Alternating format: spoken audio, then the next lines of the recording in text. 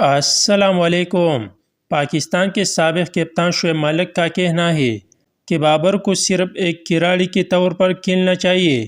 یہ میرا رائے ہے۔ جب وہ بطور کھلاڑی کھیلتا ہے تو وہ پاکستان کرکٹ ٹیم کے لیے میچ جتوانے میں اہم کردار ادا کر سکتا ہے۔ اسے کپتانی سے دور رہنا چاہیے۔ آج کے اٹیکنگ کرکٹ کے مطابق فخر زمان کو وائٹ بال کی کپتانی دینی چاہیے کیونکہ وہ اس کے لیے احساس اور قائدانہ صلاحیت رکھتی ہے۔ بریکنگ نیوز: شعیب ملک نے انٹرنیشنل کرکٹ سے ریٹائرمنٹ کا اعلان کر دیا۔ شعیب ملک کا کہنا ہے کہ میں ابھی مزید پاکستان کی طرف کرکٹ کھیلنے میں دلچسپی نہیں رکھتا۔ لیز کرکٹ میں جہاں موقع ملے گا میں کھیلوں گا۔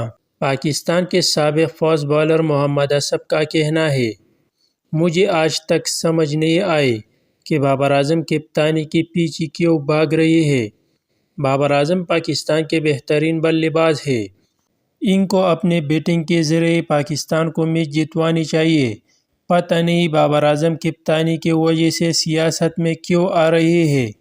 بریکنگ نیوز: شاہد خان افریدی نے اپنے داماد شاہین شاہ افریدی کو 1 سال کی پابندی سے بچا لیا۔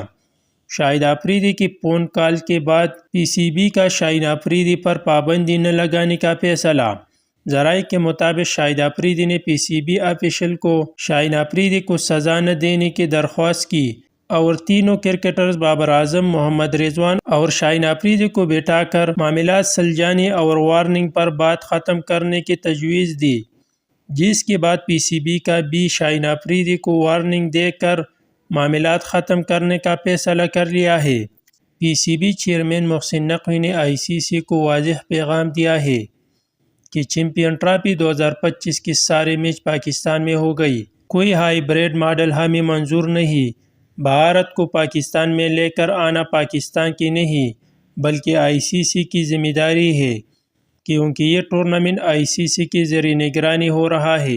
پاکستانی فاسٹ بالر حسن علی کا کہنا ہے کہ اگر بھارت کی ٹیم چیمپئن ٹرافی 2025 کے لیے پاکستان نہیں آتی تو ہم بھارت کے بغیر چیمپئن ٹرافی کھیل لے گئی۔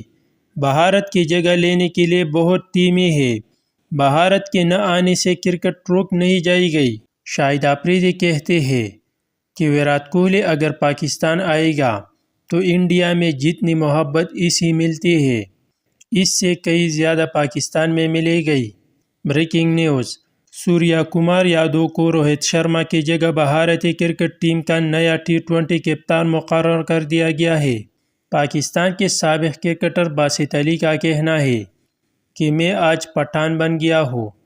پٹھان صبح سویرے اٹھتے ہیں اور نماز پڑھتے ہیں۔ میں بھی آج صبح اٹھا اور نماز پڑھی۔